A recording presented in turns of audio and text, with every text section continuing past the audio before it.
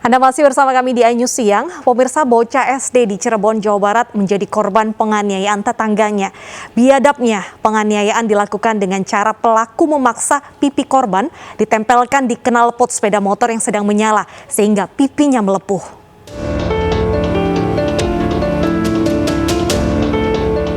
GK, seorang bocah berusia 9 tahun asal desa Pegagan, Kecamatan Kapetakan, Kabupaten Cirebon, Jawa Barat ini alami luka bakar di bagian pipi setelah mendapatkan perlakuan kekerasan dari NO, remaja berusia 16 tahun yang masih tetangganya sendiri.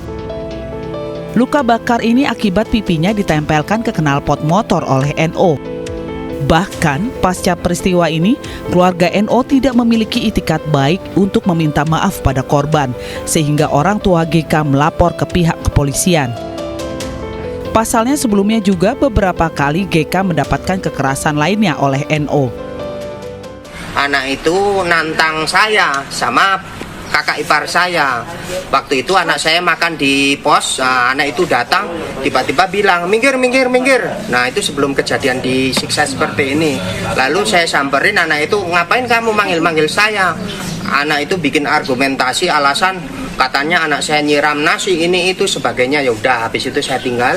Lah besok kejadian saya tinggal jemput ibunya ke Kedaung jam 4 sore persis kejadian seperti ini. Pihak keluarga korban juga meminta pendampingan kepada pihak Komisi Perlindungan Anak Indonesia Kabupaten Cirebon karena korban masih alami rasa ketakutan. Diindikasi pelakunya ini juga berupa anak-anak, dalam artian masih di bawah umur, Pak. Jadi itu menjadi konsen kita juga. KPAI harus adil, jadi ketika kasus ini adalah anak-anak, menyangkut dengan anak-anak, yaitu baik korban maupun pelaku, kita harus hadir di sini. Jadi untuk sementara kita tampung dulu, dari pihak korban melakukan pelaporan, nanti kita dampingi ke Polres untuk dilakukan BAP dan selainnya.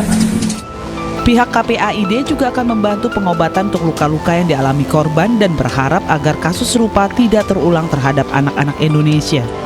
Dari Cirebon, Jawa Barat, Miftahudin, iNews melaporkan.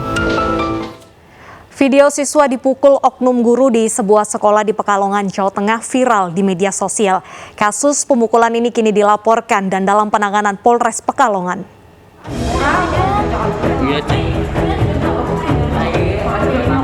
Seorang siswa kelas 9 di salah satu SMP di Pekalongan, Jawa Tengah ini jadi korban pemukulan seorang oknum guru. Korban dipukul di tengah lapangan dan sempat divideokan oleh siswa lain. Video pemukulan ini kemudian tersebar di media sosial dan WhatsApp grup. Pemukulan terjadi pada Senin 18 Oktober 2021 dengan alasan siswa tak tertib dan membuat kegaduhan. Korban mengaku dipukul di beberapa bagian tubuh seperti kepala, dada, dan juga perut.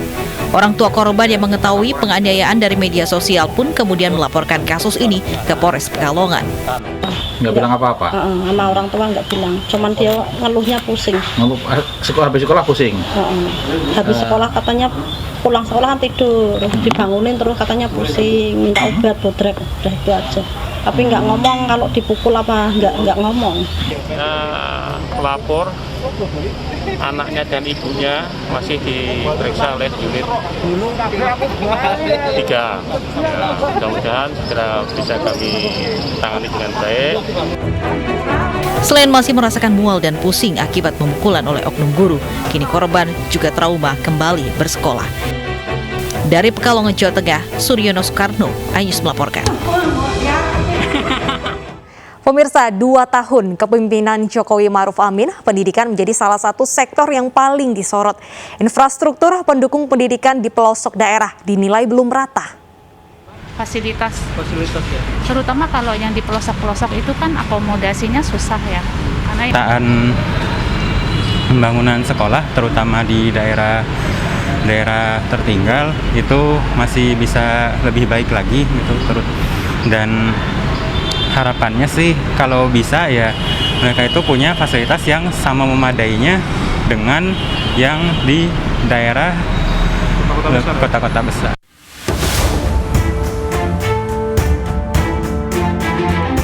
Bukan tanpa alasan, sorotan masyarakat terkait infrastruktur pendukung jalannya pendidikan yang belum merata di berbagai daerah muncul dalam 2 tahun pemerintahan Presiden Joko Widodo dan Wakil Presiden Ma'ruf Amin.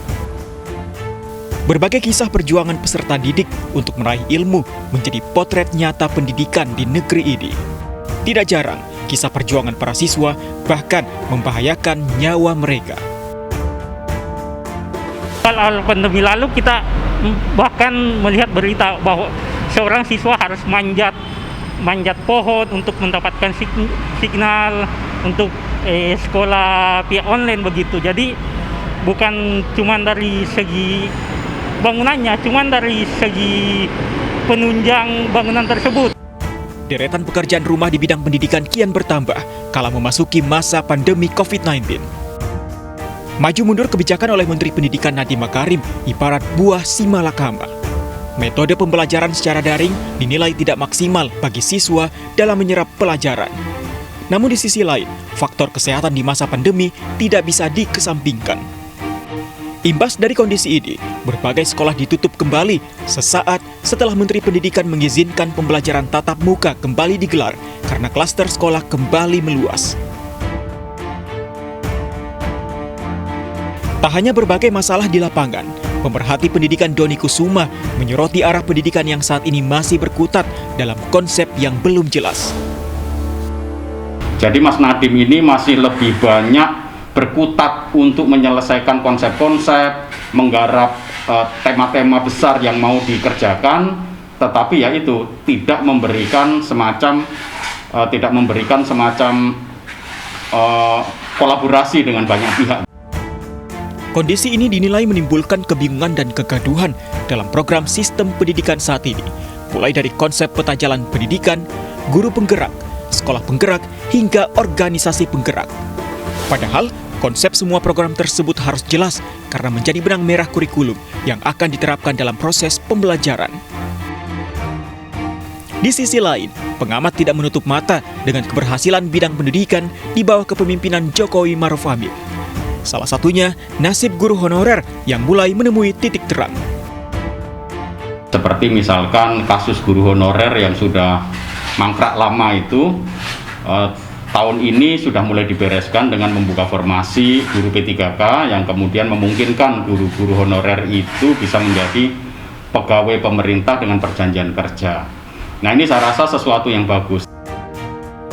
Meski ada titik terang, penyelesaian masalah guru honorer tetap harus ditingkatkan, terutama bagi mereka yang telah mengabdi hingga puluhan tahun. Selain itu, deretan pekerjaan rumah masih menanti untuk diselesaikan. Berbagai masalah tersebut harus selesai untuk mencapai Merdeka Belajar, sebuah slogan yang dicanangkan dalam bidang pendidikan di masa pemerintahan Jokowi Maruf Amin di bawah nakoda Menteri Pendidikan Nadiem Makarim. Karena pada akhirnya, Merdeka Belajar diharapkan dapat memerdekakan pendidikan Indonesia dan bukan hanya menjadi slogan semata. Tim Liputan iNews melaporkan. Sejumlah tradisi digelar memperingati Maulid Nabi. Kami hadirkan keseruannya usai jeda berikut.